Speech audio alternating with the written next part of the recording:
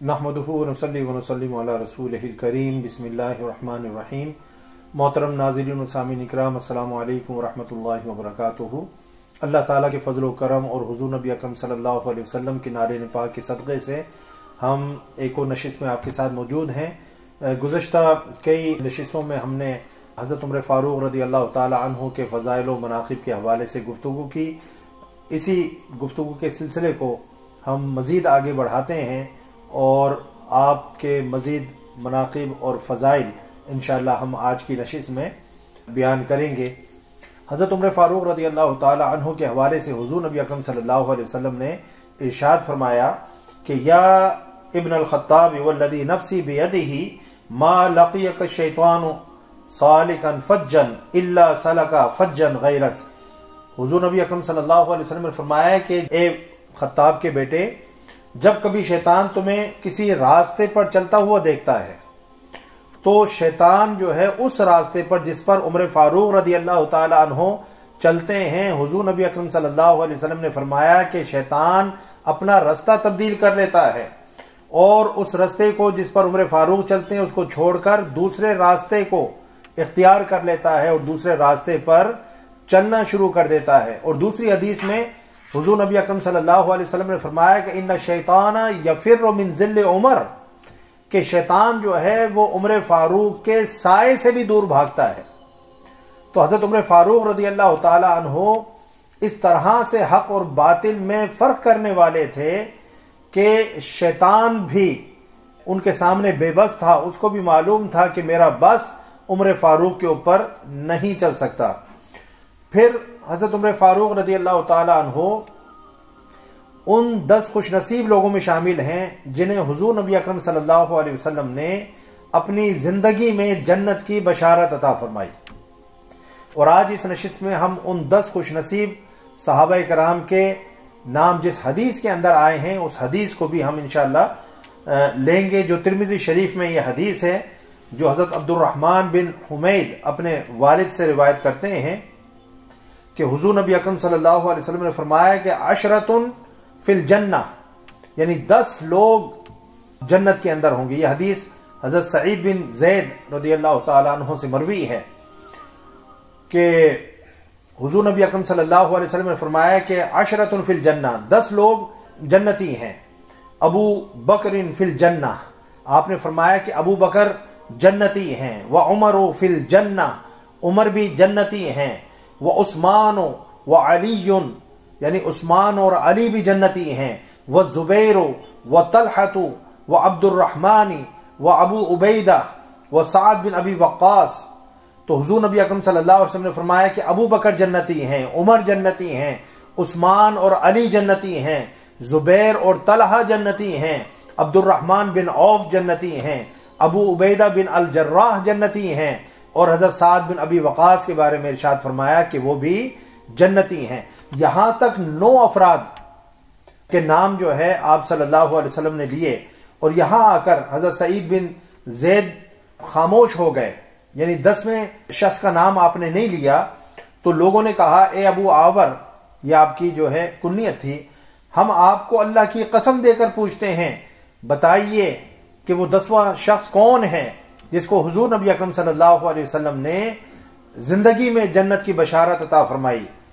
तो उन्होंने कहा कि नशतुमूनी बिल्लाहि अबुल आवर फिल जन्ना, उन्होंने कहा कि तुमने चूंकि मुझे अल्लाह के नाम की कसम दे दी है और अल्लाह के नाम की कसम देकर तुम ये बात मुझसे पूछ रहे हो, तो इसलिए मैं तुम्हें बता रहा हूं कि अबू आवर यानी वो खुद सईद बिन ज़ैद, उनके बारे में भी हुज़ूर नबी अकरम सल्लल्लाहु अलैहि वसल्लम ने फरमाया कि अबू आवर, ए सईद बिन ज़ैद, तुम जन्नती हो।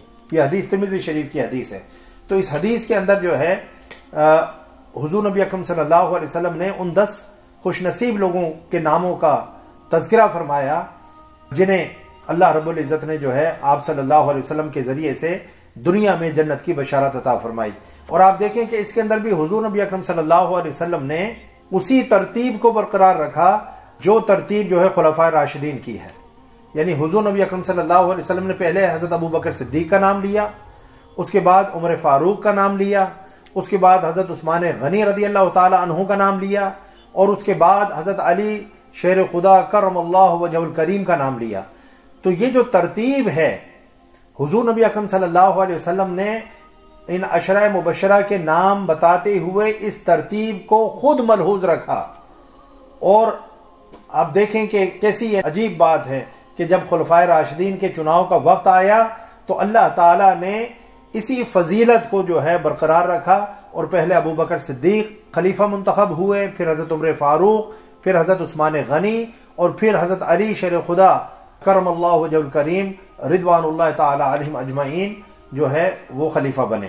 پھر حضرت ابو موسیٰ الاشعری وہ بھی جو ہے اس ایک روایت بیان کرتے ہیں کہ ایک مرتبہ حضور نبی اکرم صلی اللہ علیہ وسلم باغ کے اندر موجود تھے، اور وہاں پر زمین جو ہے کرید رہے تھے کہ اتنی دیر میں دروازے پر جو باغ کا دروازہ تھا اس کے اوپر دستک ہوئی۔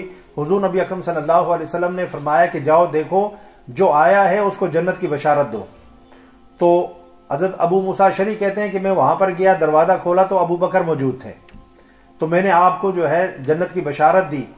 پھر تھوڑی دیر کے بعد دستک ہوئی، حضور نبی اکرم صلی اللہ علیہ وسلم نے فرمایا کہ جاؤ دروازہ کھولو اور آنے والے کو جنت کی بشارت دو۔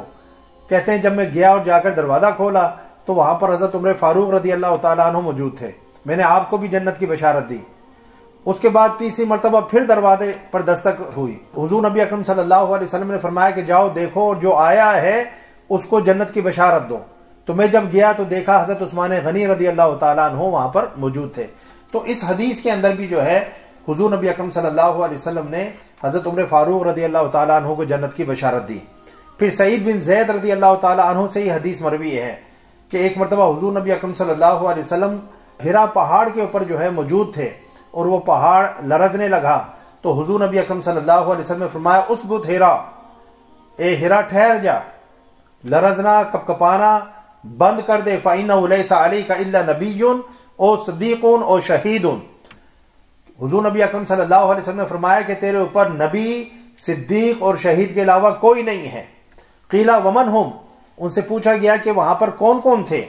قال رسول اللہ صلی اللہ علیہ وسلم و ابو بکر و عمر و عثمان و علی و طلحہ و زبیر و سعد و عبد الرحمن بن عوف۔ اب یہاں پر بھی آپ دیکھیں کہ ترتیب جو ہے حضور نبی اکرم صلی اللہ علیہ وسلم نے وہی رکھی، ابو بکر، عمر، عثمان، علی، طلحہ، زبیر، سعد بن ابی وقاص، عبد الرحمن بن عوف۔ تو ترتیب جو ہے آپ صلی اللہ علیہ وسلم نے وہی برقرار رکھی جو خلفائے راشدین کی ترتیب ہے۔ اس کا مطلب یہی ہے کہ حضور نبی اکرم صلی اللہ علیہ وسلم کے ذہن میں بھی جو فضیلت کا معیار تھا، جو فضیلت کی ترتیب تھی، وہ یہی تھی کہ ابو بکر ان سب میں سب سے افضل ہیں، اس کے بعد عمر ہیں، اس کے بعد عثمان ہیں، اس کے بعد علی ہیں۔ یہی وجہ ہے کہ حضور نبی اکرم صلی اللہ علیہ وسلم نے کسی کا بھی جو ہے نام لے کر یہ نہیں فرمایا کہ میرے بعد مسلمانوں کے خلیفہ یہ ہوں گے۔ حضور نبی اکرم صلی اللہ علیہ وسلم نے ہر ایک کی فضیلت میں کچھ نہ کچھ ارشاد فرما دیا۔ حضرت ابو بکر صدیق کی فضیلت میں بھی، عمر فاروق رضی اللہ تعالی عنہ کی فضیلت میں بھی، عثمان و علی رضوان اللہ تعالی عنہم اجمعین کی فضیلت میں بھی، اور پھر یہ بات امت پر چھوڑ دی کہ امت ان میں سے جو ہے جن کا چاہے انتخاب فرما لے۔ یہ وہ برگزیدہ ہستیاں تھیں، بزرگ ہستیاں تھیں جن کے اندر خلیفہ بننے کی پوری صلاحیت موجود تھی۔ اور دیکھیں حضور نبی اکرم صلی اللہ علیہ وسلم کی امت کو بھی اللہ تعالیٰ نے حق پر جمع فرمایا کہ انہوں نے جو ہے پہلے ابو بکر صدیق رضی اللہ تعالیٰ عنہ کا انتخاب کیا، پھر حضرت ابو بکر صدیق رضی اللہ تعالیٰ عنہ نے حضرت عمر فاروق رضی اللہ تعالیٰ عنہ کو نامزد کیا، پھر حضرت عثمان غنی پر لوگ مجتمع ہوئے، اور اس کے بعد حضرت علی شیر خدا رضی اللہ تعالیٰ عنہ کی خلافت کے اوپر سارے متفق ہوئے۔ تو ان چیزوں کے اندر جھگڑا نہیں کرنا چاہیے۔ اللہ تعالیٰ نے ان سب سے جو ہے دین اسلام کی خدمت لینی تھی، لے لی، اور ہر ایک نے خدمت اسلام کا حق ادا کر دیا۔ اللہ تعالیٰ ہمیں اپنے جتنے بھی مشاہیر ہیں اور صحابہ کرام ہیں، اہل بیت اطہار ہیں، ان سب کا ادب و احترام کرنے کی توفیق عطا فرمائے۔ وما علی الا البلاغ۔ السلام علیکم ورحمۃ اللہ وبرکاتہ۔